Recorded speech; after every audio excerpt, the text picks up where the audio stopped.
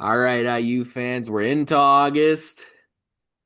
Look, preseason NFL is underway, and that's the sign from God to say summer's over and football is here. And yes, this is something that's of high importance to the Lord. So I was fully in yesterday to watching the Anthony Richardson Daniel Jones QB1 battle. Vantage DJ through one game, to say the least. I was all in on seeing George Holani tear up the Raiders defense out of the backfield for Seattle. The Boise State running back showdown against Ashton Genty. You had more rushing yards than Genty did yesterday. Congratulations. Thank you. And Indiana's fall camp is underway with Curt Cignetti delivering haymaker quotes and the Hoosiers getting all sorts of hype going into a very, very important 2025 season. And Matt and I, we've seen a lot around here, around these parts as it relates to IU Too football. much. Too much. And as we're going into this upcoming season, Matt and I wanted to talk about, hey, what are we underrating and what are we overrating on this 2025 roster, on this schedule, in the Big Ten, on this coaching staff? Who knows what? What are we underrating? What are we overrating? That's what we're going to discuss and so much more here on episode 349 of the Hoosier Sound, where we are the official podcast of Indiana HQ. We're recording this edition of the Hoosier Sound on Friday, July 18th, 2025. I'm your host, Nithin Krishnan. Here with me is my normal co-host, Matt Lukens. Matt, we were talking before hitting record that the real inspiration for this episode comes out of us pretty hyped up and excited for the 2021 season before it all fell apart. Yeah.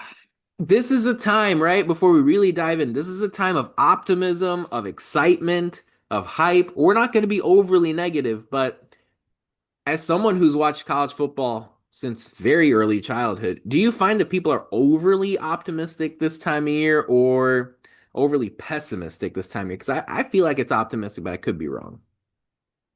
Oh, it's for sure optimistic. This is the part of the year where everybody convinces themselves that this is their year, right? Um, the Purdue fans of the world Yeah. are convincing themselves they can get 3 wins this year. Oh, hey. The Florida fans of the world, many of my personal friends, are convincing Ah. themselves that DJ Lagway is the second coming of Jesus Christ himself, That's right? Tebow. This is And the third coming. This is the third coming. Sorry, exactly. No, Yeah. precisely. I mean, and shout out to He's Tebow. He's actually pretty close. Like, good job. Tebow's my guy. I will never ever say anything bad about Tim Tebow. That was my childhood. Him and Aaron Hernandez. Anyways, Ah, um, ah, yeah, that Florida team is wild. That documentary they did on that Florida team, oh, so perfect. good. Like So perfect. good. Percy Harvin is still amongst one of my favorite college football He players I've was ever watched. unbelievable. By the way, Urban Meyer, a lot has Unbelievable. happened to him since then. Dude, that whole team is just a cluster. Yeah, anyways. Um I'm not gonna say curse words and notice I'm doing any editing. Anyways, yeah, no, everybody's optimistic right now, right? You have a Right. fresh new start, right? We haven't seen them play a minute of football other than the spring game, right? And no one really takes And the no spring one game saw it. seriously And at no one all. saw it because And it no wasn't one, time. no one exactly, it wasn't even televised for IU's perspective, but a lot like a lot, why is IU doing a lot of things untelevised, by the way? I don't like that. I don't You like that know, all they're doing with the basketball team right now. They're doing that with the football team previously. You know, I have an answer. come I on. think I think there's an answer. I think the Yeah, what's answer that? is it's the transfer portal has changed everything, and you don't want to give other teams in college football or in college basketball a standalone window opportunity to poach your guys. Mm, You no, know that's that's what would fair. have been. Like if Indiana had televised the spring game live, Right. Some there guys are getting are some run. oh, Other team like programs like wow. we need you. Yeah. Yeah. That's it. And same No, deal with college no. basketball. Even now in August, like there's still 3 months before the season starts. Jason Drake isn't playing all that much. Let's go get him.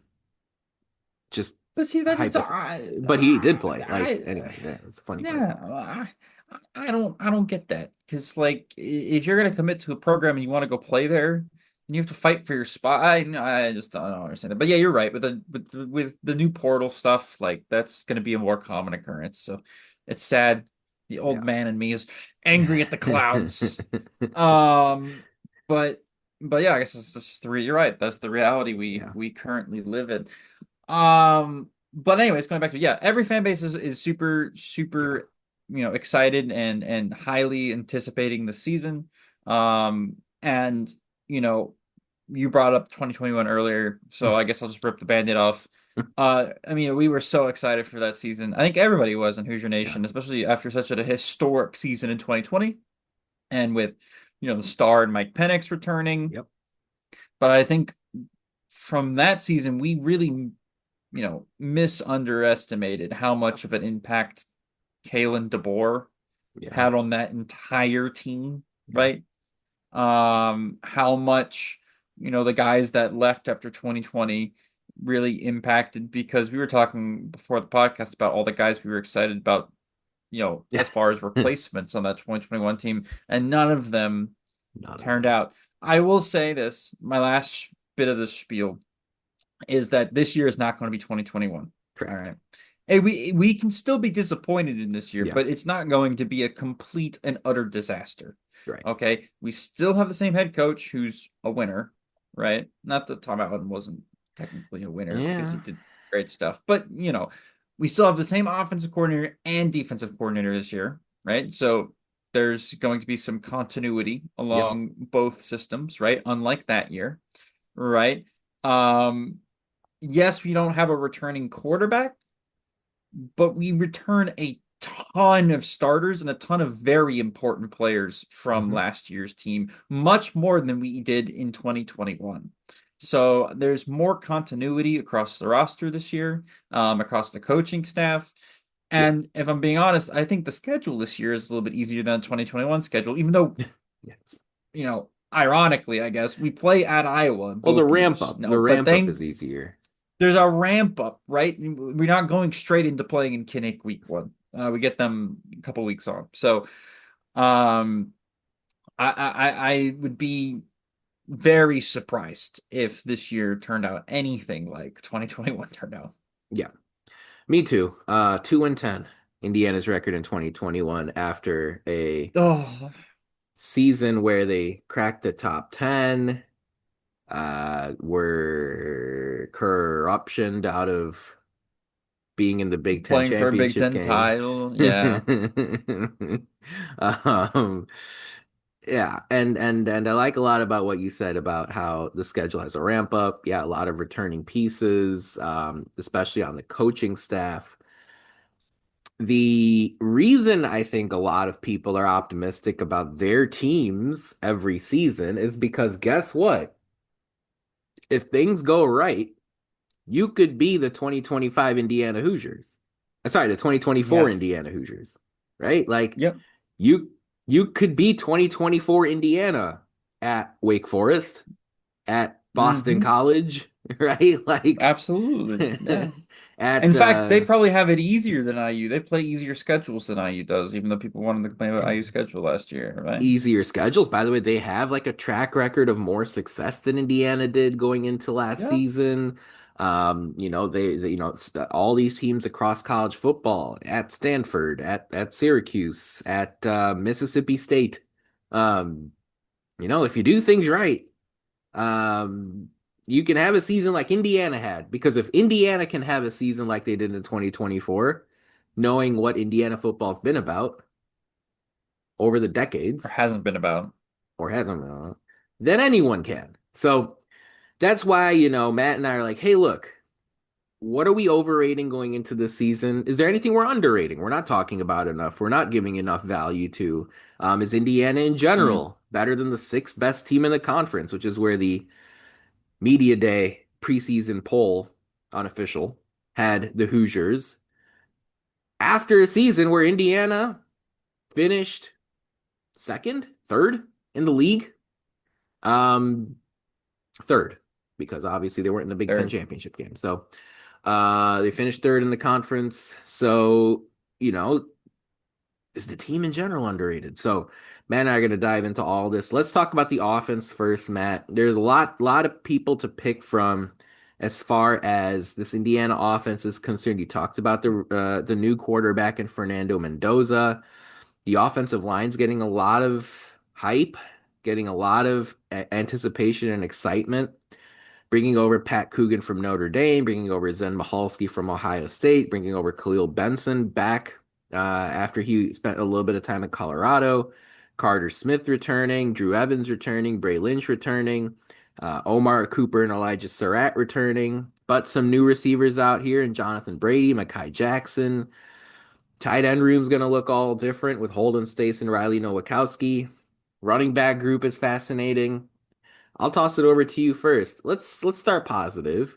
Is there something we're underrating about this Indiana offense going into 2025? Is there something we're underrating about this offense? I would say the running back room. Hmm. Um, I think Mendoza gets all the highlights, right? Because you're always excited about a quarterback. The wide receiver room obviously gets its plaudits because it's fantastic. And I think people have been really harping on the offensive line because again, we go and get a guy from Notre Dame and Ohio State and you know, get back Benson from Colorado Right. and people are super and then we're returning Carter Smith Yeah. and a bunch of the other guys like that that position should be one of our strong suits, right? Yep. As far as or that position group should be one of the stronger ones on the team. Um, I think the running back room is Hmm. equally as fantastic, if not better. Like I think Hemby is going to be an all Big Ten back, or has the potential to be an all Big Ten back, Yeah. right? Um, and then the rest of the guys in the running back room can all do so many different things that I really see them benefiting each other, right? And Yeah. playing off of each other and helping each other significantly this year. So um I like I'm that. just excited to see what they do. I think they cover a ton of bases. I think it's deep. Again, they do a bunch of different things. It's very versatile. Yeah. And in an offense where you're running a lot of RPOs, right? Oh yeah. They're gonna get a lot of touches. And remember last year, a lot of people, they talk about the flashy big plays with Omar Cooper Hmm. or the sideline fade catches Surratt, Cooper, from the back Surratt, shoulder, the back from the rest shoulder of them. Yeah, yeah, stuff. from everybody else. Right, yeah. The people talk about that so much, but the meat and potatoes of the offense last year was the running game, right? Yeah. Just like every good offense is made out of. And again, I don't see them, especially if you're gonna be applauding and lauding this upgraded offensive line. The running backs have more room to run than they did last year, and they Right. running backs were fantastic last year. So I think this year the running backs are gonna maybe even steal the spotlight from Mhm. some of the other guys that are returning because I think they're gonna be so consistent and so good. I like that. Yeah, I forgot going back to the 2021 season that for the last 5 games, Indiana's leading passers. You want to guess? Like this is Oh, it, I'll give I think the folks a chance here who are listening to think for a oh, I second. remember. But I of course, remember. Michael Penix started the season, nightmare games at Correct. Iowa, brutal loss at home to Cincinnati, brutal loss, not in the same way, just got crushed at Penn State in prime time. Um, Yeah, and at the end of that, in the middle of that Penn State game, I believe Penix got hurt. And then correct. Yeah. Indiana basically was a revolving door at quarterback the rest of that season. So the last 5 games, No, wait. I think I can yeah. remember All this. right, here you go. All Passing right. yards leader for a game for Indiana. Two guys that really stand out. Well, one was Dexter Williams, right? No, he did not. As crazy as that sounds, Dexter Donovan Williams, McCulley. Donovan McCulley led Indiana in passing yards for three different games, for three straight games at Maryland, at Right, right, right, Michigan, right, right, right, right. home Rutgers. That was the game where you had Donovan the McCulley. shirtless section. Yeah, but anyway. Yeah. Donovan McCulley. Yeah, Sorsby was not on that he team, was right? not. There was a different guy Oh who led Indiana in passing man. yards the last two games of the 2021 season, home Minnesota and at Purdue. I Oh. I would not have gotten this had I been in your position. It's not Jack Tuttle. Jack It's Tuttle not was the it's backup in not the middle of Dexter not not it's Dexter not Dexter Williams, Williams. not Jack Tuttle. Is Dexter Williams the next year? Is that when he played? Let me see. French toast. I swear I'm not looking this up. I I think don't know. Dexter, I think Dex was the quarterback the following season, when he scored Yeah, that awesome rushing touchdown against Purdue. And by the way, we'll see Dexter that was Williams awesome. This year. this Yeah. upcoming season against Kennesaw Yeah. State. It was Grant Gremel.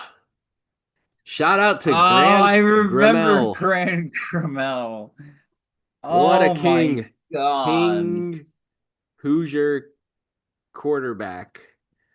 By the way, in that season, you had Charlie Spiegel lead Indiana in rushing yards In rushing. for a game against Rutgers. You had Trent Howland, who led a game in rushing yards for Indiana against Ohio State. You had Davion Urban Poindexter lead Indiana in a game. As far as rushing yards was concerned, AJ Barner had 31 receiving yards before he really blossomed as a football player.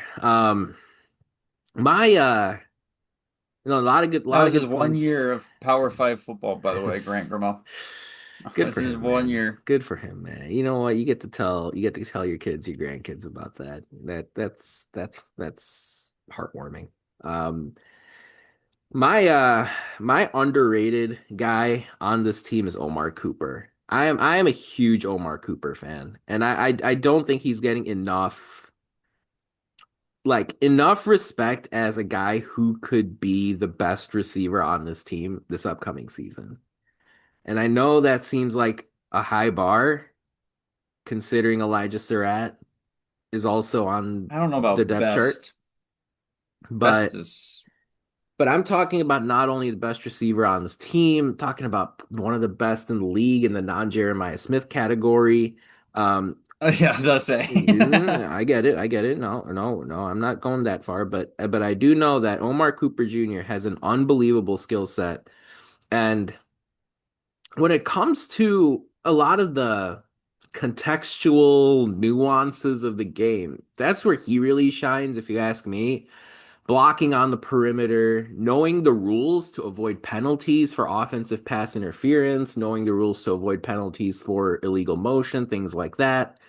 Um, I like the receiver in the way he creates separation before getting the catch. I also like him at the catch point, and then I like him to really take a step forward in getting yards after the catch this upcoming season. So I understand he's not going to play in the slot too much, only 24 snaps out of the slot last season. He's going to be on the boundary, but the way Fernando Mendoza rips the ball down the field, if Mendoza gets protection like we're expecting, and like you mentioned with the offensive line being the way it is, if the running backs that you talked about add that gravity to the offense, Omar Cooper, who already had a high average depth of target last year, where the ball was when they threw the ball to Omar Cooper, they weren't throwing screens to him. They were throwing down the field, trying to get first downs, trying to get touchdowns. I think that's the type of player that you could see really take a significant step forward this upcoming season. We were talking about some of the greatest hits from 2020. Miles Marshall was a guy we were really excited about going into that year, and Well, I don't think we're gonna get a replay of that coming up. I'm very excited to watch Omar Cooper this upcoming season from an offensive standpoint. The two big games of the season left a lot to be desired, but of course he did score a touchdown in the playoff game against Notre Dame. I'm really looking forward to seeing him go up against the quality corners on Indiana's schedule, especially against Iowa, especially against Penn State. Oregon has a very good secondary with Dylan Thieneman in the safety spot, who was at Purdue the last few years. I'm really excited to watch Mm. Omar Cooper really take a step forward, the offensive side of the ball. What are we possibly overrating on the offensive side of the ball, Matt? Who are we hyping up too much? Who are we talking about as if they're the next is it worth firing a shot? All right, all right. Who's the next who are we talking about like he's Stephen Carr? Who are we talking about like he's the next That's messed up, by the way. Poor Stephen Carr. like who are we talking about like he's the next Jacoby Hewitt or Javon Swinton? Who are we hyping up too much? That maybe we need to tap the brakes on a little bit. Um, I I would venture to say this. I'm a fan of Fernando Mendoza, Okay. I like this. Okay. but I think we're misunderestimating how much of an impact I don't think that misunderestimating is a word, man. Let's go with overrating or we're overhyping. Is that what you're saying? mis I I'm an English teacher. I'm Come on. supposed to be good at this. Lock in, Matt. Uh, look, I think last year, Okay. like the QB situation, even though he was playing through a torn ACL, still Rourke was so good last year and so consistent for us. And Mendoza's shown snippets at Cal Yes, of him he being has. mortal, Yeah, right? correct. And Inconsistent, being mortal. Yeah. being very inconsistent. Yeah. And so I'm sitting here going, when you have the most important player on the field, which is the quarterback, at all times, the quarterback is the most important player on the field, Yep. who's a guy that could be inconsistent, and people are like getting ready to just go out there and replace Rourke with him. Like, I don't think it's going to be a straight up replacement. I think it's going to be or a very well could be, a slight downgrade, right? And Yep. instead of a, just flat replacement. And then my second one is the wide receiver room. Mm, Which yeah. you just went and talked about, people are underestimating Yeah. Omar Cooper. Sure. Um, I think Omar Cooper is a great wide receiver, don't get me wrong. Hmm. But his game last year was fairly one-dimensional. Surratt's was only really used in, a couple different ways. And you had at least had a guy who came over with Rourke, where, Rourke got his slot Yeah. receiver back, right? Well, you had Miles Cross come Uh over from and Miles Ohio. Cross Then coming you over also from had Ohio. Miles Price from Texas Tech, and he was Right. very helpful. Keyshawn Williams was very helpful. You don't have Price anymore. Exactly. You don't have Keyshawn anymore. You don't have Cross anymore. And now you're adding people to an offense they've never played before in a system that they've never worked with a quarterback and offensive line they've never dealt with before. You have a new QB, you have a bunch of new slot receivers. You were hoping it was going to be what's the guy's name from Michigan that transferred? Mike Tyler Morris. Tyler Morris, sorry, not Mike Morris, Tyler Morris. You're hoping it to be Tyler Morris, but then he gets injured before the season, and now you're gonna go out to the Yep. portal, try to find somebody last minute. At least you are bringing over that one guy from Cal, Jonathan Brady. Yeah. right? And Jonathan Brady with Mendoza, so at least they'll have a little bit of connection there, Right. right? Right. But again, you're trying to replace a guy in Rourke who played the position at an all-time level at IU. You're not Like, just replacing him, maybe Matt. People are hyping him up to be the a first round NFL draft pick. There's Heisman sleeper exactly. talk for Fernando Mendoza. And Yeah, so you're like gonna go into to me, Kinnick, and you're gonna go into Happy Valley, and you're gonna go into mm, Autzen. Good luck, kid. exactly. That's what I'm saying. And you're going in there in a new offense with a new offensive coordinator and all new wide receivers. Obviously they're returning for us, but for Sure, Mendoza's perspective, he hasn't correct. played with these guys before. And you're working with an all new offensive line. And it's a completely not a completely different system from Cal, but at least it's a somewhat different system that he's going to be a little bit Yes. uncomfortable. Like I think the combination of I think the wide receiver room towards the bottom is a little shaky. I think what I said earlier about Surratt and Omar Cooper, they're going to be used fine this year. Like that's not Yeah. going to be a problem. But um, you know, and Brady's going to be used fine as well. I Yeah. think because they're going to have that nice relationship from a previous stop. But I think combination of him being new and then the bottom end of that receiver room being iffy is could end up making some of us look really foolish about Mendoza's preseason Just expectations. it's a lot. It's a craze right now. It's a everyone's it's a fever pitch. The only Mhm. break tapping of breaks that's been done is Curt Cignetti not sending him to Big Ten Media Days, Yeah, which if he could take a fourth guy, I'm sure it would have been Fernando Mendoza, um, or D'Angelo Pons or something like that. But like I know Cignetti wanted his quarterback there, but the Big Ten only permitted three people. The three guys that Cignetti took to Vegas made a lot of sense. And yeah, as great as Curtis Rourke was, you talked about the ACL. He was a seventh round NFL draft pick. Now we're talking about Fernando Mendoza as a first rounder. We're talking about Mendoza as a Heisman. Like see, it's this is what I'm it's saying. This is what I'm saying. possible. It's possible, but and like you can defend it, but this is exactly the point we're trying to make with this episode. Like right now, everyone is so excited about their team, and at Indiana, that has backfired frequently in recent times. So I like your comment about It's backfired for all at all times forever. well, we haven't been this excited that much. I remember 2020 Fair. because the 2019 season was really good. And then I remember Yeah, we were excited for 2021 2020. because 2019 Yeah. and 20 were really exploded.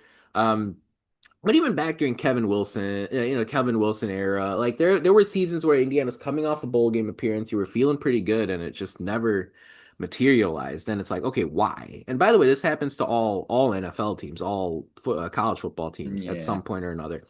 For me, the overrated aspect that we need to maybe watch out and maybe just hold back on a little bit with the hype and the excitement and the anticipation is like I think Carter Smith and Pat Coogan are really good. The other Mm-hmm. guys, Mm-hmm. well, you got to watch out. Like we got to see how this Mm-hmm. plays out, especially during the ramp up Yeah. period, the first 3 weeks against Old Dominion, Kennesaw State, Indiana State. I think Carter Smith and Pat Coogan are awesome. I really do. And I think Yeah. guys like Bray Lynch, Drew Evans, Zen Mahalski, Khalil Benson can all play snaps at a high Power 5 level, Power 4 level. Yeah. But there's a floor there that is pretty far down into the mine shaft. I mean, it is possible that Zen Mahalski's injury and lack of consistent reps at Ohio State meant something, right? Zen Mahalski wasn't a Yeah. frequent force at Ohio State. Oh, Injuries, moved around, for positional purposes where I can definitely see a great season from Mahalski. I can see one where he doesn't play that much, yeah. or Cignetti tries to move her. Cignetti and Bostad try to move him around the first few weeks, and they don't really find a great position for him, or someone like Drew Evans gets hurt. Remember last year, Indiana saw an injury with Nick Kidwell. Of course, Drew Evans is coming. I believe it's Drew Evans. Drew Evans who's coming back from an injury of his own for this upcoming season. Um, what happens there. And then, by the way, after the six guys, the five that you know about, Khalil Benson, it's just a bunch of unproven freshmen and who knows what else behind Carter Smith, Drew Evans, Pat Coogan, And Bray Lynch, Zen Mahalski, Khalil Benson. Like after that, it is it it's is the island of freshmen, misfit toys. it is Yeah. freshmen, it is developmental projects, it is, guys that have not played at all. So Carter Smith and Pat Coogan lock and load. Carter Smith could very well be the best left tackle to ever play at Indiana. Um, Yeah. and Carter Smith, I think, has a very, very long NFL future in front of him. Pat Coogan was an unbelievable portal victory for Curt Cignetti, one that should pay off not only this upcoming season, but in future seasons as well. But other than that, you know, we saw what Fernando Mendoza struggles look like. What Yeah.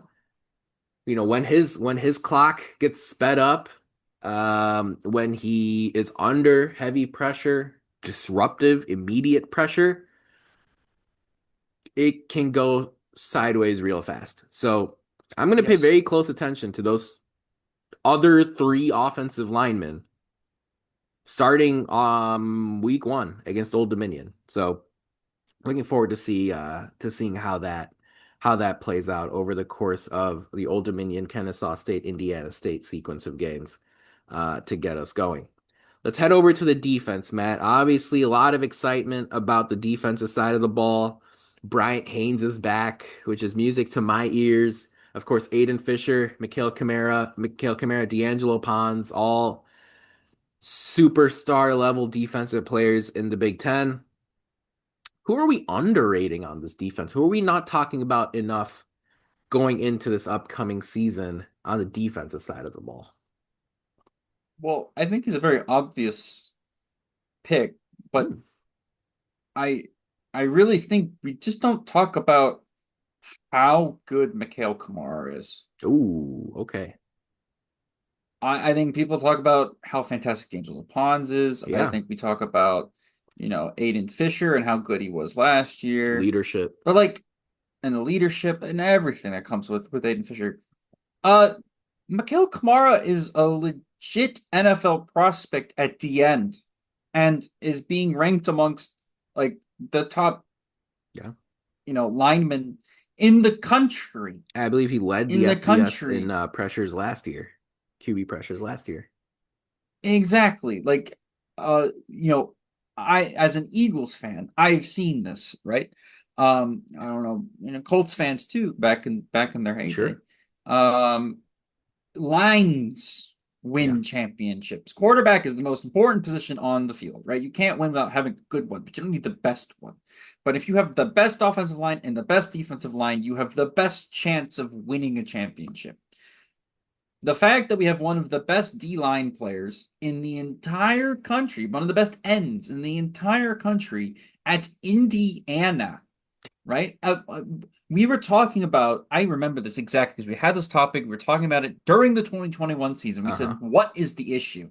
Yeah. Why can't IU compete with the big boys? Yeah. Or maybe it might have been off season talk or Yeah, whatever, I but think it it was still more was like off around season, but yeah. 2021, 2022. And I talked about how the linemen and the physicality of these lines at Ohio State, at Yeah. Michigan, at Oregon, at Alabama, they're just miles ahead. It's not the Yeah. skill position players. IU's Right. had good skill position players Yeah. before, right? Absolutely. That's happened. We've had good QBs before.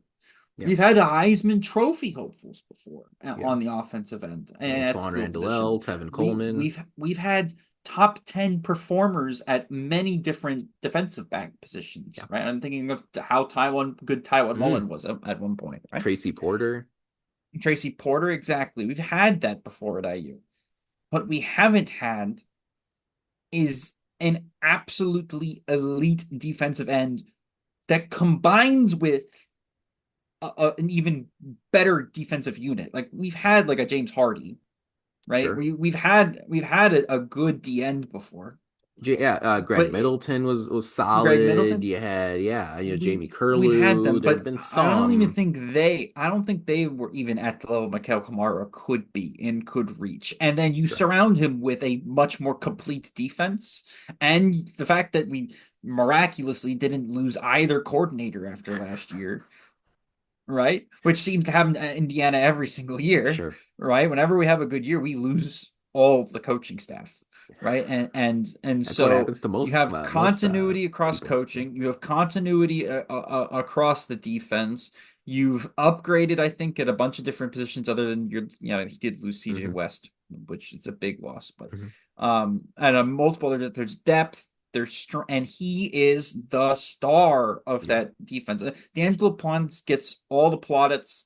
Aiden Fisher gets all the. It should be Mikhail Kamara. It yeah, really should be. He is a just a jewel of a prospect and something you just do not see at Indiana, right. right? And so I really think he could be the key to for this year's defense just being an absolute like Machine, yeah. just machine. Yeah, just Yeah. mowing people down. Juggernaut. Right. Yeah, And I it's think he funny can be because it. Yeah.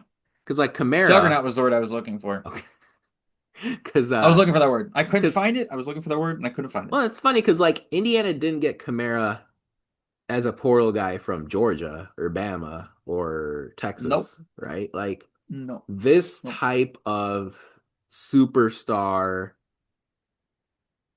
incredible round one NFL draft prospect was a guy who didn't have many I don't think he had any FBS offers, and he went to James Madison. So it's like, why Hmm. hasn't Indiana gotten that type of player before? You know what I'm saying? And that's exactly what you're saying. Like, these aren't guys that are just going 5-star high school to Texas or 5-star high school to Ohio State. Like, this was Mikhail Kamara, James Madison, worked his way up, specialized at the position, and now he's at Indiana. And yeah, he's gonna be a highly discussed NFL draft prospect in addition to whatever he accomplishes this upcoming season. Do you know who? Another trivia question for people listening out there. We'll give him a few seconds to think about it. Who was Indiana's leading sack getter in the 2021 season? Um, lot of crazy, Why do we keep going back to lot of 2021? I'm names. trying to forget that A lot of season. names. Indiana went 2-10 that year. The leading sacker had 6.5. So it's a decent season getting to the QB. Decent season. Oh. Let the people sort of think about it for a few seconds. Indiana's leading sacker in 2021. Um, uh, played all 12 games. Um, six and a He was a half. transfer, right? No one else had more than 3.5. He was a transfer, correct? Uh, you're probably thinking of Ryder Anderson, No. and it was not Ryder Anderson. You might be thinking of Weston Kramer. It wasn't No. Weston Kramer. Indiana's leading sacker was not a transfer. He was an in-house Okay. guy. In-house guy. Mm.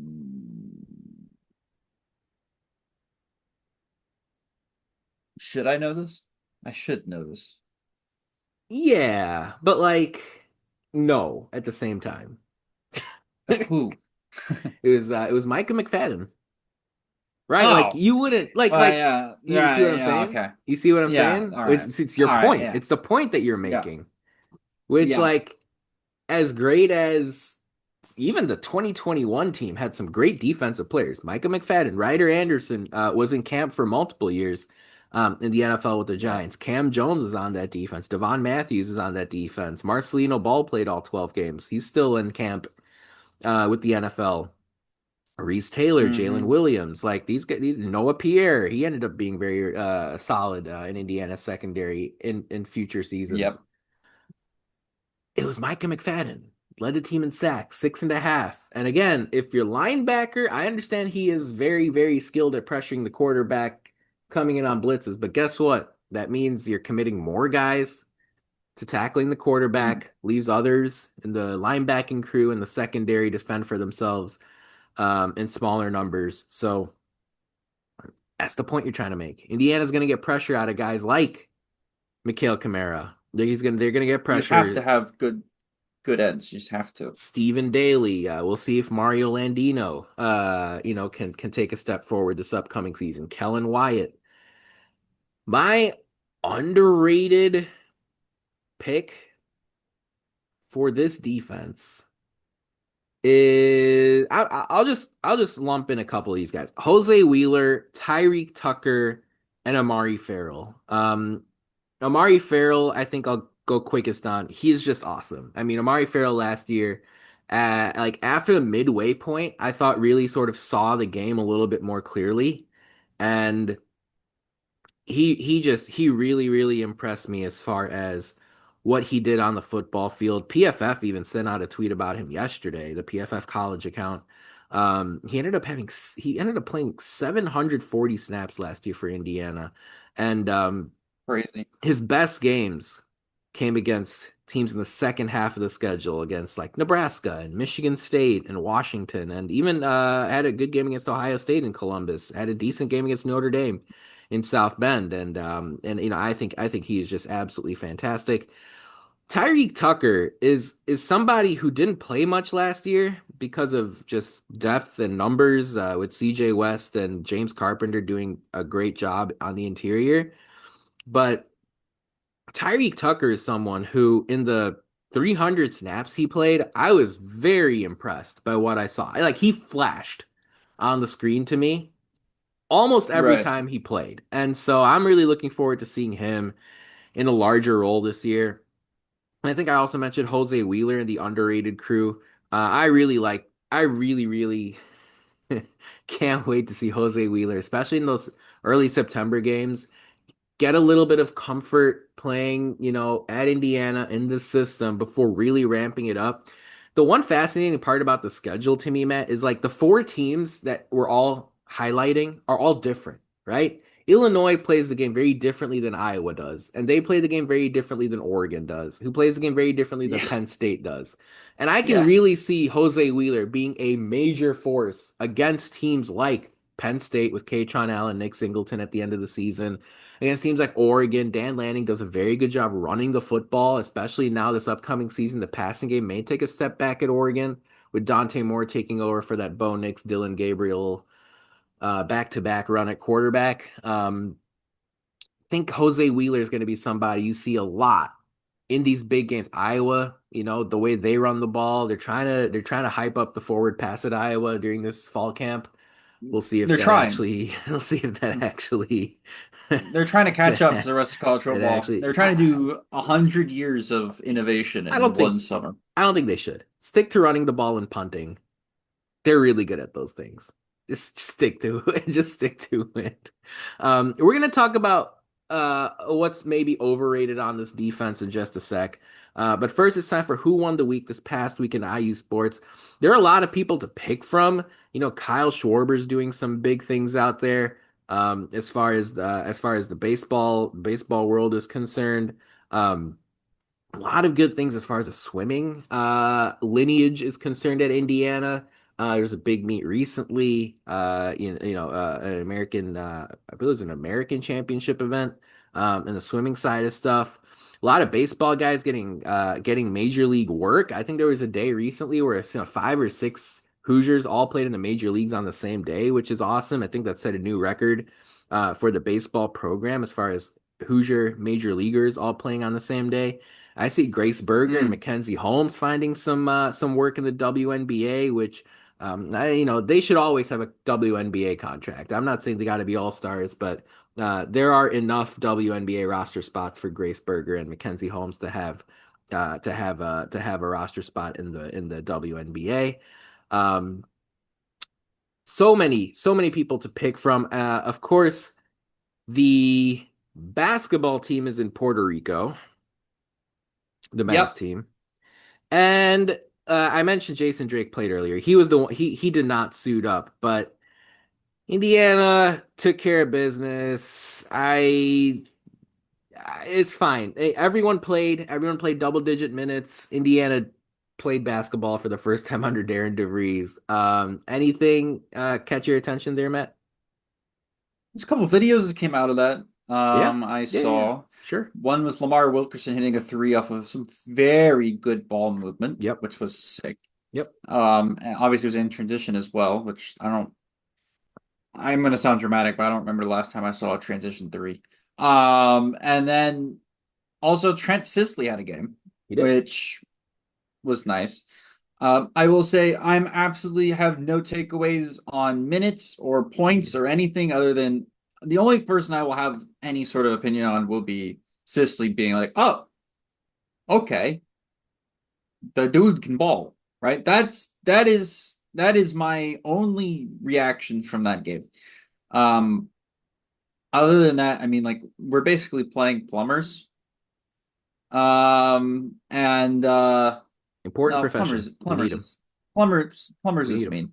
We need them. We We're need. playing university. We're playing professional university students.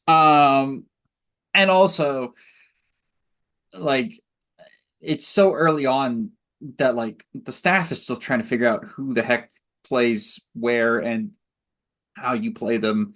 I thought the starting five was interesting, where you're playing Yep. uh you're playing Lamar at the three, right, and Tucker at the four, Yep. and then I'll pull that who's at up. the five? Yeah, I'll get that here. I think Enright started as well. And right, yeah, So the starting five was Tate and Connerway and Connor Enright, yep, and Lamar Wilkerson, three guards. You talked yep. about Tucker DeVries at the four, and then Reed Bailey finished things up at Ree the Bailey, five. yep, yep. So just Yeah. super interesting that that was a starting lineup. I mean, some people I saw people talking about maybe Sam Alexis starting. Yep. I saw a lot of people talking about there's no way Connor Enright starting on this team. It's just interesting. I mean, it's Hey, game look, one. In go it's game go. one. Yeah, Game one, correct. right? Game one, and the great thing about this upcoming season, if you ask me, is that it'll all just be merit based. Like, I don't think, maybe I should walk it back a little bit, but I don't think politics are going to play as big of a role as they used to. Well, I mean, we know the coach's son is playing, but like that, I'm fine with that because the coach's son's actually good. Correct. So I'm Correct. fine. That's okay. That's all right with Exactly. me. The coach's son should start on this team and play 35 minutes a game if he can. Yeah, exactly. So, Tucker's our best player. Yeah. So correct. yeah. All the other guys, it's just going to be, hey, you play well, you play more. Great. Yeah. Music to my ears. And of course, it's not Yep. just looking at the box score, right? Indiana's had a history of players that don't flash on the box score, but are very important to winning. And, Yeah. you know, it'll be very obvious to Darren DeVries and the staff, Rod Clark, Kenny Johnson, etc., like who is playing well and helping this team win. These five guys, these six guys, these seven guys. Guess what? They're going to play more. So, looking forward to seeing that. Indiana's next game is against Mega Super Bet Saturday night, 7 Eastern tip. It'll be a much Make more challenging. make a super bet sounds like an online casino. We're we're Well, we're playing we're playing stake. it's a whole different conversation. It's an absurd name. Sportsbooks should Mhm. not sponsor. Wait, You know, yesterday, is it actually so it a used to be it sports used to be books? it used to be BC Mega. Like when Indiana played them in Okay, Bahamas yes. with Jovic Okay. a few years ago. Yeah, like when Indiana played them with Woodson in the Bahamas, they were BC Mega, and then Mega Superbet sponsors them. So that's now what we need to call them. So it's just really sad, Oh, that's so and disheartening. not slimy at all. Um, Have you and I'm seen not saying we're the any better here. Yesterday, every single NFL preseason game I watched had sportsbook signage all over the stadium, whether it's the link, whether it's Seattle's field, Baltimore's field.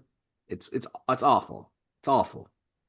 have you seen like the Russian betting site where they've locked these people up inside of warehouse facility and they force them to play sports against each other and then people bet on it?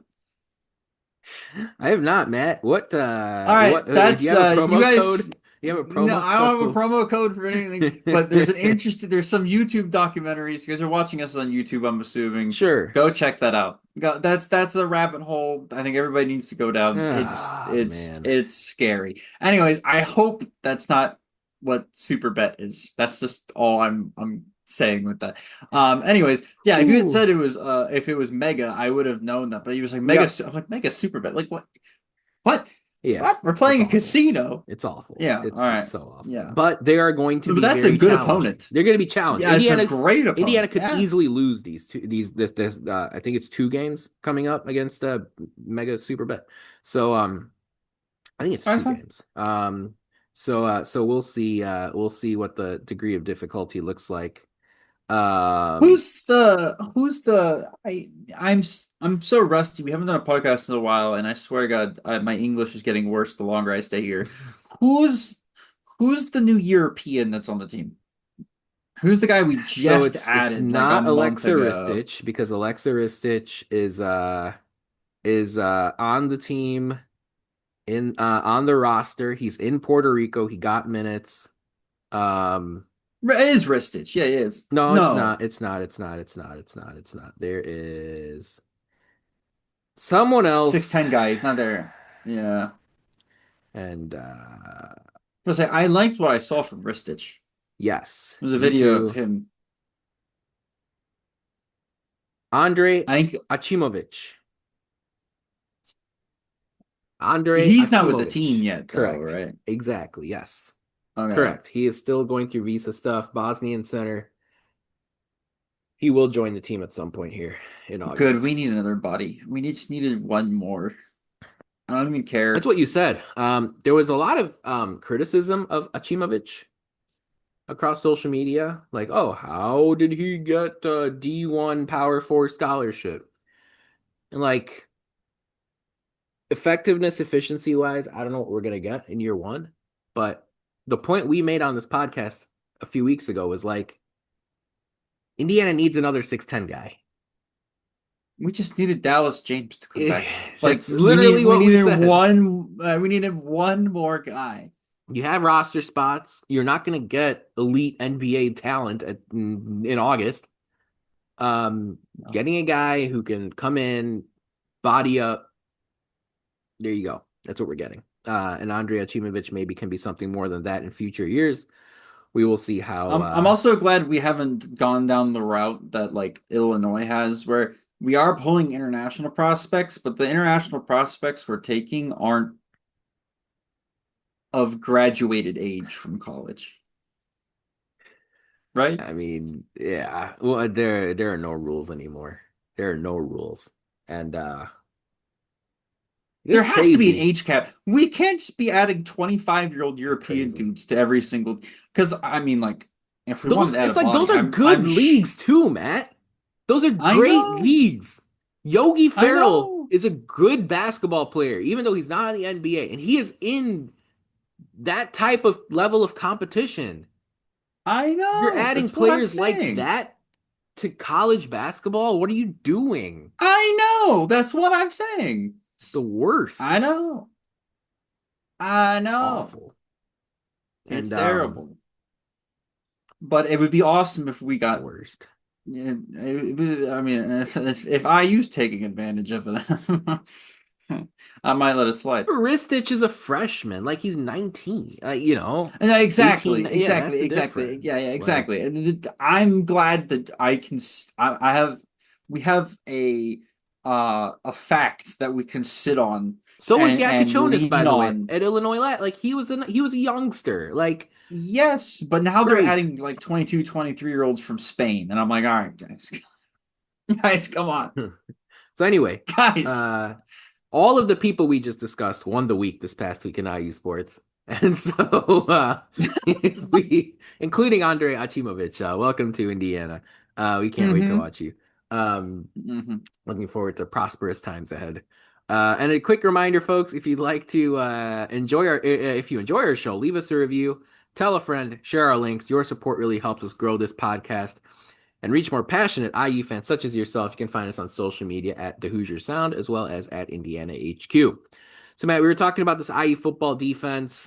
Who's underrated? You said Mikhail Kamara. I said, hey, watch out for Amari Farrell, Tyreek Tucker, Jose Wheeler. Comes over from Western Kentucky and had some great games against Ohio State and Alabama in recent years. Um, for me, like the overrated guy on this defense is hard to pick out, but to me, like the way I'm answering this is that Jalen Walker last year was really underrated. And I understand right now we're trying to figure out this other linebacker on this defense next to Aiden Fisher. And Elijah Hardy is getting a lot of love. And hey, maybe Indiana uses some unique defensive fronts. And hey, maybe Isaiah Jones can help give some snaps. Maybe Caden Turner will help give some snaps. Like, Right. I'm very nervous about this other linebacker spot. Aiden Fisher's fine. Mm. Like, he's gonna he's gonna be great. But especially if he gets dinged up, I can get ugly real fast at linebacker. I'm excited to watch Elijah Hardy, but to think he's gonna just step in and perform even at 70% of what Jalen Walker gave you last year, I think is kind of ridiculous. So that's who I think I'm sort of circling and highlighting as the nerve-wracking spot on this defense. How about you? Who do you think is maybe overrated on this defense, or where's an area for concern as you head into 25? I would say my most obvious point of concern for the defense is the star players staying healthy. Yeah, easy. That's it. It's an easy cop-out answer, but it really is Makes sense just though. like we've seen it throughout the history Makes of sense. IU football, right? You need these guys to stay healthy. We need D'Angelo Pons healthy. We need Aiden Fisher. But yeah, great point by the way. You stole my point actually. I was gonna say the linebacker room, because I love Jalen Walker so much. He was so Um, good. but even the new guys we're adding in that are gonna be stars, Hosea Wheeler needs to stay healthy because God knows what we're gonna do if he's not playing. Everybody across the secondary needs to be healthy. Who's filling in at safety this year? Can they play consistently? Can they actually Yep. play better than last year? Right. Right? Right. Can you elevate? Um, can you elevate? But again, the three guys, Mikael Kamara, Yep. Aiden Fisher, Yep. D'Angelo Ponce, Yep. they need to be playing every single snap this year, and they need to be healthy and they need to be 100%, or otherwise this defense could crumble quick. Yeah. No, I think that's a very good point, to say the least. So those are some of the guys we think overrated, underrated as far as the roster is concerned. On the schedule, Matt, 12 games. Um, Everyone sort of knows that there are three easy non-conference matchups where Indiana will be favored by at least 23 points in all three. Um, you know that the four marquee games are highlighted and underlined and starred on the schedule: Iowa, Illinois, Right, Oregon, Penn State. Uh, in order, I think it goes Illinois, Iowa, Oregon, Penn State. Um, right. and then there are the five other games. So based on the schedule, Matt, who do you think are one or two underrated opponents on Indiana's schedule, and who do you think are one or two overrated matchups on this IU schedule this year? So overrated matchups. I think Oregon's overrated. Ooh, okay, I think the team is overrated. I still think we're gonna lose the game sure, because you're playing in Autzen, and right, that's just a hard ask. yeah, Like Indiana's playing two of, I would say, the five hardest road games in all of college football. yeah, Playing in Happy Valley is a top five game, hard yep, game. I think playing in Autzen is a yep. top five road game. I think playing at Ohio State is top five road game. Yeah. Death Valley from LSU LSU, I was is gonna say another that. one, and then I would think maybe Bryant Denny at five. I think Yeah. Alabama's hard. Um, no, maybe who else would Tennessee? be harder than that? Like Texas? No, nah, Clemson? no. Clemson, maybe, yeah. Trying to think. I'm forgetting somebody very obvious and it's hurting my I don't brain. I never found Alabama to be like a hostile road environment, like at that level. Yeah, it is a wine and Um cheese crowd. Really, truly. Oklahoma, Florida. no. Yeah, Florida can be hostile for sure. Where was Florida? I think the swamp is hard to play at. But I But think for anyways, sure Oregon, Penn State are two of the top four based on what we're saying. yeah, Oregon. two top four, top five hardest road environments to play, and Indiana plays in both of them. Notre That Dame? being said, I still think I give IU a better chance of beating Oregon Sure. than I do think they have a chance of beating Penn Penn State. State. Yeah, I agree with that. I agree with that. And that's not really a hot take given that Penn State's rated higher than Oregon. But I think in any normal Yeah. given year, you probably reverse that. It's just that Yep. Penn State has a fantastic roster this Yep. year, really, truly. But again, Dante Moore starting, They a just lot lost of a new lot of guys really, on that yeah. Derek team. Harmon's gone, and Terrence Ferguson's gone, and good receivers are There's a gone. Like it's a lot. there's a lot of new guys on that team. They're putting a lot of new pieces together. Yeah. Um, and then again, the most important position on the football field is going to be a freshman, right? Or a guy that's Or barely started, a right? new guy. So Yeah. new guy, yeah, right? He's going to be a fresh Yeah. starter. And that is a lot to ask for when you're handing him the keys to it's like getting your license, Yeah.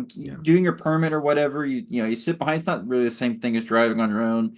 And then you get out of the driver's test, and your mom hands you the keys to a Ferrari, and it's like, here you go, right? Like it could go fantastic. You Mm. learn to drive super well, or what could very well happen is you end up crashing and burning super fast, right? And Yeah. The so. Elijah Arenas situation. That's what they call it. Oh, yeah, thank God. Thank God he's alive. The Jesus. the the the Georgia football. That's what they call There you go. That's better. it. Wow, somebody died there. Let's just stop making car jokes. Well, maybe you shouldn't be crashing and burning your vehicles. That's Well, true. You shouldn't be racing cars ever. Anyways, did I have to do an no, I did give me your underrated team on the underrated? schedule. Who's better Uh, than expected on the schedule? I think I think I'm I think I think I've been buying in on the hype. I think Iowa might be better than people Yeah, actually I give them agree with credit you. for. I agree. Uh, I think they might actually be a semi-complete football Yeah, team this year. yeah, Um, which is a scary thought. yes, Um, it is very I much. think they're the favorite to win the West, if I'm being honest. There is Well, no there's no West West anymore. anymore. There's no West anymore. But if the West existed, they'd be the favorites to win the West. I think they're better than Illinois. But by the way, we were just talking about playoff odds on the sports books right now. Favorites to win the West. Shoot me in the head. Iowa's plus 900 right now to make the playoff, and this is a season where they get Iowa State on the road. So you get a Mm, P4 non-conference rivalry game on the road that people will yeah, be yeah. watching. And then they get all of the good teams at home. Indiana's at home, Penn State's at home, Oregon's at home. They play them all and they play them all at home. So there's a path there for Iowa to make the CFP. Why doesn't Why can't Indiana get that schedule? Why can't we play the good teams? Look, we're playing Illinois at home, Sure. so I'll take that. But why? What did we do that we can't get Oregon and Ohio? Like, why Mm. is it every year we get Ohio State on the road and Michigan at home, Well, and then yeah, Michigan at for home and the Ohio State on the road? schedule complainers, find me a team that plays Oregon, Notre Dame, Ohio State, and Penn State and Iowa on the road over a 2-year season, and then you can talk. Then you can talk. Yeah, Um, by the way, my overrated team on the schedule is Illinois. So, so the so the marquee team that Indiana gets at home, I think, is going to end the season well outside the top 25. I am not a believer in this Illinois team at all. They had a bunch of close wins last year against average yeah, teams, and yeah. congrats. They had a great season. I was passionately rooting for Illinois against South Carolina in the bowl game. I was gonna say Florida, and I was like, that doesn't sound right. Or Illinois played South Carolina in the bowl game, and I Mm. watched it. I was happy Illinois won. But South Carolina, I think, is a legit force this upcoming season. Illinois is not. Close win at home over Kansas, close win over Purdue at home, close win on the road against Nebraska, a team that Indiana beat by a billion. Um, they ain't it. Illinois ain't it. And right now, I think you can get Indiana minus 2.5 against Illinois in week one. Like, that's Yeah, nonsense. That's nonsense. Like yeah. I think by the time that game kicks off, I'm sorry, I think by the time the game kicks off, Indiana will get pushed out to 7 or 8 point favorite status. And Here's what helps. Indiana won't have to expose Illinois as a fraud. I think Illinois is going to lose to Duke in week 2 on the road. That would be funny. Yeah, that would be really funny, Like, actually. this But Illinois actually, I team is don't want that. fine. Wait, no, no. Pause. I know Time you out, don't want time it. out, time I know out. you don't want it, but this isn't about what we want. This episode is about calling out the frauds and also giving credit to some people who don't who haven't gotten it yet. So, Illinois, majorly overrated. They can get lost. The underrated team I have on the schedule is Old Dominion. Week 1, everyone Hmm. wants to lump in, oh, Indiana, cupcake, non-conference, blah, blah, blah, blah, blah. Yeah, like Old Dominion's an actual gritty, competitive, middle of the pack Sun Belt team in the group of 5 that is I going to like this cause pick. Indiana problems in week 1. Remember, Indiana didn't look all that impressive against FIU in week 1 last year. I wouldn't be surprised if you saw a similar story in week 1 this year. They have a couple of all conference preseason Sun Belt selections at linebacker. Old Dominion Hmm. does. They also have a very good offensive tackle. We'll keep an eye out to see if he plays in week 1, but they have an excellent offensive tackle that is probably going to get matched up against Mikael Kamara. And then it's going to be a matter of, hey, can Indiana get these other linemen, pass rushers to step up? We'll see. They're a good football team. Indiana did take Grant Wilson over from Old Dominion, but grand scheme of things, like, this is a game that I could see being a one-score game at halftime, a bit of a nervy game in the third quarter. I think Indiana will win comfortably. I think 23 and a half is too many points at this moment right now. We'll see if it comes down any. But this Old Dominion team is a very good test for Indiana week 1 before you really cleanse your palate weeks 2 and 3 ahead of that Illinois game in week 4. So I'm looking. I think Old Dominion is the underrated team. Illinois is the overrated team. Um, do you want to defend Illinois, Matt? Like, is there any like? I liked your point about Iowa too. I think they're very good. I'm not defending Illinois here. Okay. I agree with you. I don't believe in this Illinois football team at all. Like, I think Bielema is a fantastic head coach, but Yeah, uh, I think they'll be I, good. I I think they're 7-5, 6-6. I think they're. no, I I think think that's they're what like they are. eight and I four. don't. I think they're like 8-4. I really I don't. think they're 8-4. I think they're eight and But four. to your point, a large reason they win close games is probably because Bielema is the head coach. It's not, a below average Exactly. guy. It's Yeah. it's a, Bielema. Full respect to him. Yeah, for sure. Um, Yeah. so those are the couple teams we're pointing out as far as underrated, overrated on the schedule. We'll talk about one or two more underrated, overrated things here before we wrap up. But real quick, a social media shout out. Again, folks, if you enjoy our show, leave us a review. Tell a friend. If you don't feel like comfortable leaving a review, like, tell a friend. That stuff matters, especially here, August, building up into football season starting. Share our links. If you see us post something, retweet it, like it, spread the word. Again, that type of support really helps us grow this podcast, reach more passionate IU fans such as yourself. On Twitter, Facebook, and YouTube, you can find us at the Hoosier Sound or Indiana HQ. On Instagram, Matt, we're not Indiana HQ, but what are we? Indiana.HQ. Exactly. You can find Get a us jingle. there. Um, anything as far as teams that are overrated, underrated in the Big Ten, Matt? Obviously, Indiana doesn't play every Big Ten team out there. That would be hilarious if that ever happened. Um, Indiana's not going to play every Big Ten team that exists.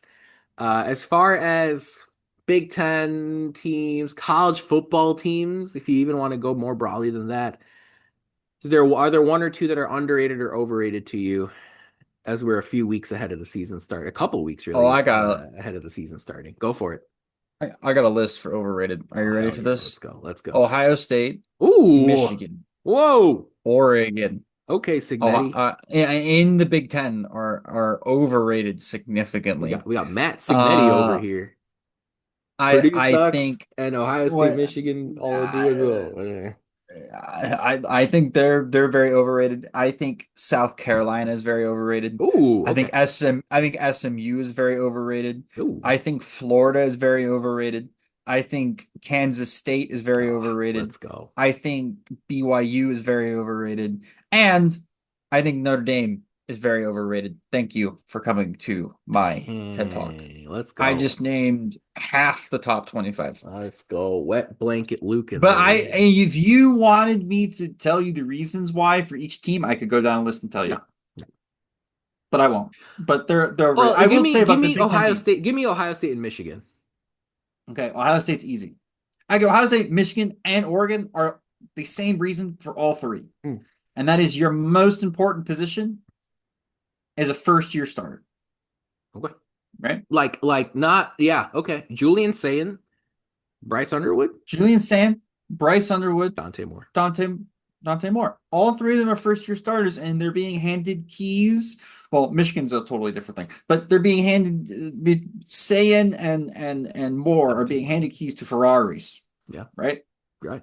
And I think out of all of them, like Ohio State has the best chance of proving me wrong. Sure. Obviously, they have the best maybe the best player in college football. Let's be honest. Well, and by They the might have way, this the best individual player in the entire sport next year. as long as Ohio State doesn't make the national title game, you're right. Like they're That's what projected to I'm be a saying, though. top two team. Yeah. I don't think they're making the national title game. I think Penn State's better than them. I think Clemson's better than them. I think Georgia's gonna have a bounce back this year. I think Texas is better than them. I think if anything, Oregon's going to be worse than Ohio State, but we'll see.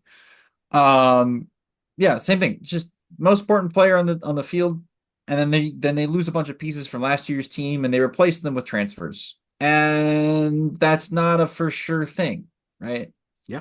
That's not a guarantee. And in a sport, in a college football, like a business, you want guarantees on things. Yep. I don't think they give me enough guarantees where I can say, ah, yeah, they're for sure Yeah. a top two team in the country. Like, yes, they're the defending national champions. Don't get me wrong. I understand that. But Too many variables. like way too many variables. I like that. I like that. Um, Underrated for me, UCLA and Wisconsin going into this upcoming season. Big Ten wise, of course, Wisconsin is on Indiana's schedule. Um, Oh, I I'm a didn't say my since underrated teams, but yeah, go ahead. Oh, go for it. No, I thought you were wet no, blanketing. All right. All right. All right. no, All right. All right. no. All right. So, okay. So here, I'll make sure to give you a chance for that. But underrated, I'm going Wisconsin, UCLA in the Big Ten. Okay. Overrated as far as the Big Ten is concerned. Oh, Washington. I'm a Washington guy too. It's going to be funny for the history books to try to slander Indiana's win over Washington in 2024 as Washington comes off of a national title game appearance in 23 and like a 9-10 win season in 2025. Like it's gonna be one of those things. Everyone's Indiana schedule easy, Indiana schedule is Indiana with a backup quarterback made life Yeah, extremely easy against Washington in 24. Great defensive performance, probably the best defensive performance of the season. So yeah. Washington, I'm honestly, I'm probably wrong about Wisconsin, but I have just seen so many great Wisconsin teams that I think Luke Fickell is going to make them feisty. Not not against Alabama early, but eventually, eventually. Um, I think they're gonna They're not win a even favored game. to go 6-6 Like this I don't year. know, maybe they beat Ohio State mid-October. Um, they're gonna beat Illinois at the end of the season. Just screw this. This is stupid. Um, as far Oh as man, as far as teams that are overrated. overrated. Yeah, Oh that's God, I'm just at the top of this thing here. Um, I'm not a big LSU guy. I think Clemson wins that game in week one. Um, I'm not a big Texas A&M guy. I don't think they should be in the preseason top 25. They are? Oh my God. Yeah, they They are. were Wait. in the coaches preseason, yeah, Yeah, they preseason are. coaches They are. poll. They are. They are. They are. Um, That's wild. I don't think Lincoln Riley's going to turn it around this year. I think people want him to. I Mm. don't think it's going to be a this year thing for Lincoln Riley. And then one other at the top, at the top of college football. Well, no, not at the top. Colorado's in trouble. Like Dion's going through some health stuff. We underrated Shador Sanders and Travis Hunter. As crazy as that sounds over the last few years. They're I understand. incredible I players. understand Yeah. Juju Lewis is there. He was almost going to be a Hoosier, but he didn't. That And would have he's been fine. sick. Like I think he's going to be good eventually. I don't think he's deserving of even Bryce Underwood level 2025 hype. Um, I think Colorado's in trouble, and I think we're going to be Mm. possibly looking at a new head coach there at this point next year. I think that's my list. I'll maybe throw on one or two others down the road, but who are your underrated teams? Underrated teams in the Big Ten. I talked about them earlier. Iowa, Yeah, right? I really I like think them. Yeah, Iowa's that's. Iowa's underrated. I'm with you on Washington. Oh, I have I think one other Washington. overrated. Remind me before we finish up. Okay, Yeah, well, I got one more yeah. team that I have that's underrated. My underrated team of the year is the Penn State Nittany Lions. Ooh.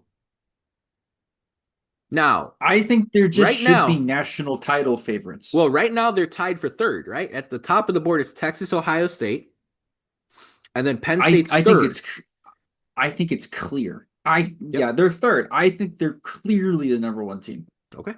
I think on both sides of the ball, they're the best team in college football. And I I see don't what you're think it's close. saying. They're the most solid on I see. both ends of I see what you're the saying. field. No, easy enough. I see what you're saying. I have still some anxiety about Drew Aller. You know where it comes from? There was that game, I think in 23, where Indiana went to Happy Valley and almost won. Do I you was at remember? that game. It was like a noon game. It was a noon game. I was at that game. We were in that game until about three and a half quarters in. We were, or not even, it was like 2 minutes left. And it was Yeah, still it was uncomfortable. right I until the remember very end. I was in the crowd wearing Penn State merch with an IU shirt on underneath because I didn't want to sit because we were right next to Fine. the students and It's fine. I didn't want to get harassed. So I just went with a Penn State jersey on and I sat there the whole time and was biting my nails the whole game. It's like, oh my God, I can't look like I'm celebrating, but oh my God. Yeah, shout out to Keith Carter, 3 for 104 and a touchdown. Shout out Mm, Donovan mm, McCulley, 4 for mm. 96. Omar Cooper, 3 for 152 and a late and a touchdown in that one. Just Yeah. some really questionable play calling at the end of the game Was it a punt that was from weird? no, What so was the so weird play call? who is the guy that took over for Walt Bell halfway through the season? Rod Carey. Rod Carey. Questionable play caller too, late. Questionable Oh, he just clock ran the management. ball 3 times, right? Yeah, Yeah. In a Oh, game where Sorsby was playing well oh, and Indiana's God, I remember receivers that. were doing work. Oh my God. You had a deep touchdown pass late from Drew Aller Yeah. to Keandre Lambert Smith. Yeah. Um, and and I just remember that game like Drew Aller numbers were all right when it's all said and done, but just didn't look great. And we do remember the crippling pass or two he threw against Notre Dame last CFP. Um, we'll see. I mean, you could definitely be right on this. There's no question. Like Penn State could easily just bludgeon everyone. And at some point, Katron Allen and Nick Singleton are impossible to stop. And Oregon visits Penn I State don't. for the whiteout. Like that could knock Oregon out of Big Ten title contention. Um, Ohio State does host Penn State this year, but even if Penn State loses that game, it's not really the end of the world. Penn State They goes to host Penn Iowa. State this year? Didn't Penn So State go to Ohio State last year as well? no, that game was in Happy Valley, Yeah, it was. It and was Ohio because State JT won. told JT told him went nuts to a molo JT Tuli Molo wow, went Tuli crazy. Molo Yeah. wow. Will Howard was pretty solid that game. And so It was a slugfest early. Yeah. this year you do get a unique stretch across October, November where Penn State goes at Iowa, bye at Ohio State, home Indiana. So we'll see. We'll see if they can get through that one cleanly. Again, they can afford to lose a game. And your point is, Yeah. hey, they're gonna make the national title game. And if they do that, you're right. They're Yeah. underrated. Um, Yeah. any other underrateds on your side? Trying to think. My Oh, oh go. the group of five team that's making the college Ooh. football playoff is UNLV. Oh, I like that. I like that. It's Dan Mullen's UNLV is making it. Do I have a I don't have a group of five call yet. Maybe in future episodes before the season starts. Um, I think Arch Manning is very overrated. I don't think Ooh, I he's like that. bad. I don't think he's Yeah. bad. Um, I think this part of this is Quinn Ewers is a little too much hate, like little too much hate on Quinn Ewers. And then like right now, Arch Manning is in a tier of his own to win the Heisman and to be the number one overall pick in the NFL draft. Like that's nonsense. That's way too over the top as far as Arch Manning is concerned. Not saying he's bad, not saying he's terrible. I'm saying Arch Manning should be at the same level right now as like Ty Simpson at Alabama, Gunnar Stockton at Georgia, Sam Levitt, Jackson Arndt. Like, I don't think Arch Manning is tier one by himself, the Heisman Trophy winner favorite or No, the NFL no. draft number one pick favorite. That's nonsense. That is way too tall.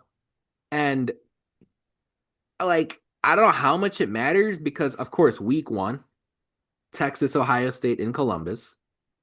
And Yeah. like, sure, if Arch Manning plays decent, he'll have a good he'll have a good bump, frankly, from where things are at to his Heisman stock and to his NFL draft stock. But like, not only do you go to Ohio State, like they got to go to Florida, they got to go to Georgia. I don't think this is going to be easy for Arch Manning. Like he wasn't eye-poppingly special last season. No. He was all right. He was all right. Like good I for don't know. him. His ability to run the football was pretty astonishing to me, given the fact that he's a Manning. That is true. That is true. For sure. But like we're talking about Um, someone who, it's like can like this is it's too much. This is the point, right? This is the point we're trying to make on this episode. The where the hype train is like over the top ridiculous. I think Arch is fine. I think at the end of the season he's like second or third team SEC quarterback. Not tier one Heisman NFL top overall pick. So do that I could see with that. with what you will. Any final thoughts here, I Matt? I I Yeah, go I for do it. a final thought. Yeah, One more overrated yeah. team. Oh, yeah. Miami. Oh, okay. I like that. Their starting QB is last team Well, hated him. He sure, but transfers to Miami you're to telling be with me his girlfriend, who then they immediately break up with each other, and then he gets his Bugatti stolen. Okay? now, look, you were telling me. This is a guy, your quarterback is a head case. He is a returner though, right? Because you were nervous about some other teams with first year starters. That's not Carson Beck's situation. Like he's No, Carson played. Beck's just awful. You don't think Like, Miami can get 60, 70% of Cam Ward out of him? 80% of I don't Cam think they Ward can out of get. him? I don't think they get 20. I think he's going to be off the team by week 4 at this rate. Whoo! Okay, okay, okay. He's gone full Justin Bieber. Like he's just gone off the deep end. Look, Like in not a good way. Beebs has been Like this is successful. the Justin Bieber post Usher era. Like Mm. this is him peeing in not in urinals and stuff. So Well, like by the way, two home games early for Miami. Week 1 against Notre Dame, and then week 4 against Florida. So oh yeah, screwed. you'll find out real quick. I think They're about to be Miami is 2-2. I think Miami's favored against Notre Dame too. Is that right? They might be, but they're going to be 2-2. I think.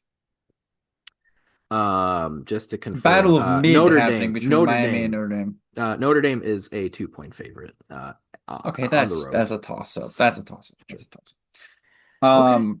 Yeah, But still, Miami that's a battle overrated. of Yeah. mid down there in Miami. Battle of Anything mid. else? Anything else? Final thought wise? Uh, I do apologize for getting English at some point in this podcast. It's been a while since I spoke English to Look, people, it's all good. truly. It's all good. I've been off of work for 2 weeks and just hanging out with my Chinese friends, so I've There only you been go. speaking Chinese. There you go. So literally, like, I had to turn on my English brain again and be like, how do I do this again? How do I speak this language? So, yeah, For sure. For sure. 对不起. I don't know what you just said. Sorry. Uh, it's like I don't know. I don't know what that word was. Um, Anything from my end? You got anything else? I think Indiana could be underrated. But that's not the point of this episode, is it? That's not the point of It's not this the point of this episode. episode. The point of this episode was to To temper tamper. Yeah. expectations. Temper. Not temper Correct. expectations. I'm just gonna lean back on the fact that I've been speaking Putonghua for the Oh last boy. week and a half. Oh gosh. Sorry. Oh boy. Where's Indiana's win total at? 8.5? Eh. I'm hitting the over on that. I think they're at least going 9-3. No, I don't know, honestly. They're I don't they're know. winning one of Iowa and Illinois and then losing the other and dropping 2 games to Oregon and Penn State on the road. And I it's still don't going to be a know. fantastic season. Oh gosh, yeah. I mean, we'll see how it is. This is what I've been telling my Bears fan friends. This upcoming season with Ben Johnson. I'm like, you're not gonna get Cignetti to like you're not gonna get 10-7, 11-6. You're just not. But what you want to see is just a change in vision, a change in execution, preparation, right? Like Indiana could have lost a couple more games last year, right? And I would have still been Right. very positively impressed by uh just the approach, the vision, the focus. And this upcoming season, like you obviously want to win. You want to make the CFP. You want to contend for a Big Ten title because Indiana has not been in the Big Right. Ten championship game since its inception. But like, you want to see the vision. You know what? You know what? I actually even saw this at Purdue with Brom, right? Like Purdue didn't have great seasons every year with Jeff Brom, Right. but every year you saw what they were trying to do. Didn't always Right. work out, whatever. But you got a year there where they made the Big Ten championship game. You got several quality NFL pros going through Purdue during the Jeff Brom years. Rondale Moore, David Bell, George Karlaftis, Aiden O'Connell. You saw what Man, they were David trying Bell to was get so done. good. Yeah. Rondale Moore was amazing. Like Yeah. Tyrone Tracy before he went to Iowa, and then I can't remember what the order was, if it was Iowa, Purdue, or Purdue, Iowa. But I know Tyrone Tracy was at Purdue for a bit. Um, Yeah. you saw the vision. You saw what they were trying to do. That's my focus here with Cignetti. We'll get to the wins losses. I really don't want to see this team lose to Illinois week 4. I just don't think that's going to happen, but I I don't really think so just either. don't want to see them do that. Like, I just don't. But in addition to those three difficult road games, like, how does the rest of the season look? We'll see. I think UCLA is underrated. I think Wisconsin's underrated. I think Michigan State could have a better year this upcoming season than they did last year. Indiana may get tripped up once or twice, but I just want to see that vision, that focus that I saw last season. Can that sustain? Can that keep going? I think that's going to be the biggest part of this upcoming season. I hope that's what they're focusing on here during fall camp. But folks, that about wraps it up for our 349th show of the Hoosier Sound. Thank you so much for joining us. We really appreciate your support. To hear more fantastic episodes like the one you heard today, be sure to follow us at Indiana HQ to make sure you don't miss any in the future. You can also go to our website, indianahq.com, to find it all in one place. But as always, thank you for listening, Hoosier Nation. We will see you next time. Peace and love, go Hoosiers.